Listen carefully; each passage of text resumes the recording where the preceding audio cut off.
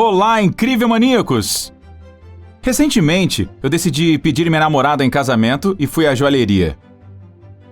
Ao escolher o anel, o vendedor me contou histórias sobre pedras diferentes. E uma delas era uma lenda sobre por que os membros da família real nunca comprariam rubis. Foi a mais fascinante.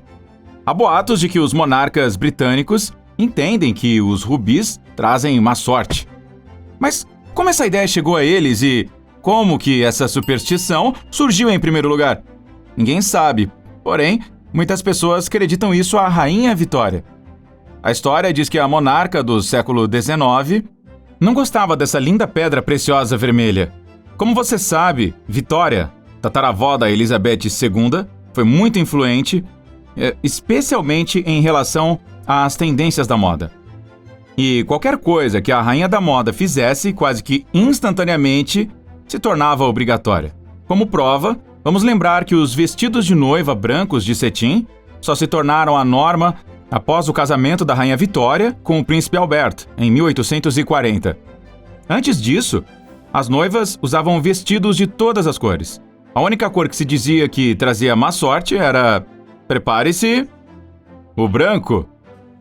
Antes da Rainha Vitória mudar o jogo, o branco era associado ao azar. Em algumas culturas, como na Índia, ainda é. Como a rainha conseguiu transformar tão rapidamente o que antes era má sorte em tradição matrimonial, que viveria por séculos, é natural pensar que ela conseguiu fazer a mesma coisa, apenas o contrário com os rubis. Afinal, Vitória não os usou em seu casamento. Ela usou safiras e diamantes. Mas de onde veio o desgosto dela por rubis? Apenas preferência pessoal? Ou medo de uma maldição antiga? Vamos aos fatos. A mãe da rainha comemorou o casamento de sua filha, dando a ela o que é conhecido como parure de rubi. Um parure é um conjunto de joias que a família real usa, como brincos e um colar. Como o próprio nome indica, era cheio de rubis. Antes de passá-lo adiante, Vitória usava o coronet, ou coroa pequena, que fazia parte do conjunto em muitas ocasiões. Existe também uma lenda de que seu marido era quem tinha a fobia a rubi e proibiu essa pedra preciosa no dia do casamento. Mas isso é um mito, porque o anel de noivado da Rainha Vitória, em forma de serpente, era feito de rubis pequenos, diamantes e uma esmeralda.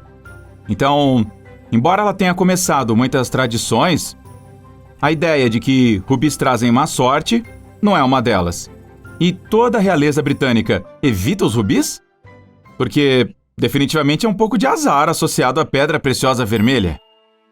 Os casamentos que aconteceram após um anel de noivado de rubi não parecem resistir ao teste do tempo.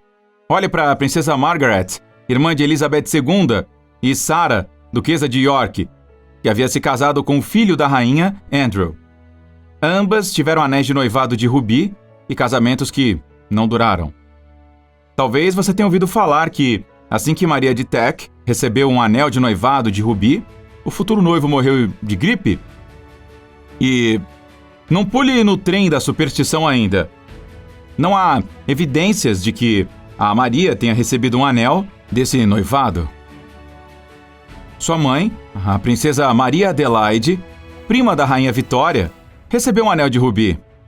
O casamento não terminou, mas foi praticamente o caso, pois Maria acabou se contentando com um pretendente porque ela não tinha outras opções. Não é exatamente uma história de amor épica. Você acha que a joia foi a culpada? E todas aquelas outras noivas infelizes com rubis nos dedos? Se estamos procurando exemplos de casamentos azarados na monarquia britânica, a primeira pessoa que vem à mente é Henrique VIII. Das 6 esposas dele, 2 podem ter usado rubis. Ana de Cleves usava o que parecia ser um anel de esmeralda e rubi no retrato que convenceu Henrique a se casar com ela. Infelizmente, a verdadeira Ana provou ser menos atraente, então Henrique ordenou que seu casamento fosse anulado no ano seguinte. Olhando pelo lado positivo, se você sabe alguma coisa sobre o que aconteceu com as outras esposas do Henrique, então parece que o anel de rubi trouxe sorte para Ana. Bom, a segunda esposa a usar o anel, Catarina Howard, não teve tanta sorte. Acho que isso refuta essa teoria. Mas pense nisso. Muitas das pedras nesses anéis de noivado vieram de coroas. Isso não é nenhuma surpresa. A família real tem todos os tipos de adornos para a cabeça com joias. Coroas delicadas, tiaras menores e aquela com o maior rubi sem cortes do mundo. O rubi do príncipe negro. Você pode não ter ouvido o nome, mas tenho certeza de que já ouviu. Imagine o rei ou rainha da Inglaterra e a grande coroa na cabeça. Aquela que parece um chapéu de pele. É conhecida como a coroa imperial do estado. E provavelmente é a razão pela qual você desenhava coroas do jeito que fazia quando era criança. Você sabe, com aquela bola gigante vermelha no meio. Sim, aquela coisa é um rubi. Sim, é daquele tamanho. Tem cerca de 5 centímetros de comprimento e pesa 170 quilates. Esse é quase o peso de uma bola de golfe. O que não soaria impressionante se não estivéssemos falando de uma pedra preciosa aqui. O famoso histórico rubi não é precisamente um rubi, é um espinélio. Mas não vou ser técnico aqui. Foi nomeado em homenagem a Eduardo de Woodstock, no século XIV. Ele recebeu o apelido de o Príncipe Negro, por causa da armadura e escudo negros que usava. Eduardo tomou posse do rubi de outro rei, Dom Pedro, o Cruel, em troca de ajudá-lo a lidar com alguma confusão em seu território. Mas antes de Eduardo se apossar dela, a joia gigante já tinha seu próprio passado misterioso e problemático. Algumas pessoas acreditam que o rubi foi amaldiçoado pelo príncipe de Granada, de quem Dom Pedro saqueou a pedra. Não há evidências de que Dom Pedro tenha amaldiçoado o rubi novamente antes de entregá-lo a Eduardo.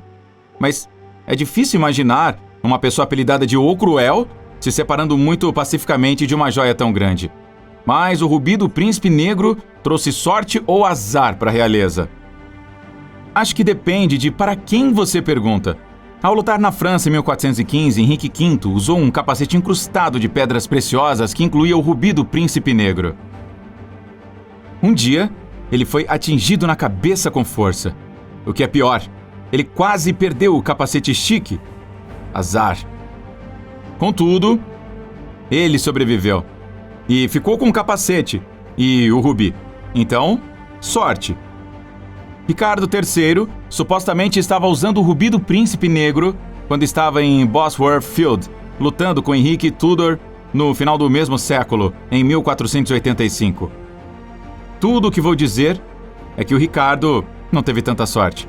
Sim, isso sugere que o rubi trouxe azar, mas esse é apenas um boato. Talvez ele não o estivesse usando? Enquanto você está pensando nisso, considere o seguinte: aquele rubi agora reside bem no meio de uma das coroas mais famosas da história. E, como eu disse, muitos anéis de noivado reais apresentam joias que, anteriormente, adornavam as coroas. Imagine o que aconteceria se uma suposta princesa dissesse ao seu príncipe, apaixonado, que ela adoraria ter, você sabe, um grande rubi brilhante. Eu não sei, talvez o maior por aí, o rubi do príncipe negro. Se você leu Romeu e Julieta, você sabe que não é fácil dissuadir o amor jovem. E quando se trata de famílias reais, que tendem a se casar com a realeza de outros países, tal negação pode até iniciar grandes conflitos. Não seria melhor evitar isso inventando um mito? Então, o rei poderia dizer ao seu filho apaixonado: eu sei que ela gosta de rubis e eu adoraria dar a ela, mas eu não te contei sobre a maldição? É terrível. Se você a ama e quer que ela fique segura e feliz, deve garantir que ela nunca use esse rubi. Ou talvez as tendências tenham mudado com o tempo. Rubis estavam fora de moda e diamantes eram a coisa mais importante do momento. E essa troca poderia ter sido feita de propósito. Agora vemos os diamantes como a pedra do noivado, mas nem sempre foi assim. Antes de 1940, apenas cerca de 10% das futuras noivas ganhavam anéis de noivado de diamante. O que mudou? Bom, especialistas apontam para uma campanha publicitária de uma joalheria chamada De Beers Diamonds, que ligou essas rochas ao amor. E funcionou.